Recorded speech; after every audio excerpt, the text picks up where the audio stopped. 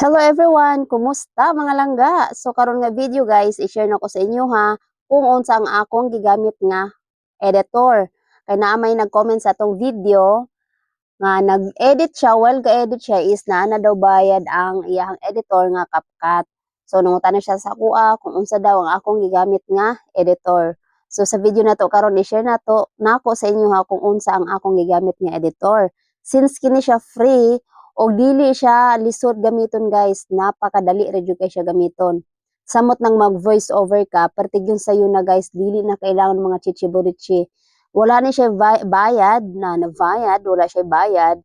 So nindot siya gamiton kay ngano after nimo mag-edit wala siya watermarks, wala kay makita ng CapCut sa taas or sa kilid sa asa nga kuan, basta i-upload lang nimo siya sa imo ang Play Store or ato lang ka sa imong Play Store dayon imo siyang i-download. So sayon ra siya kayo guys. So mao ni siya ang akong gigamit nga editor, ang Petal Clip. So sa mga wala pa dihay Petal Clips, masayon siya gamiton kahit sa CapCut. So download na.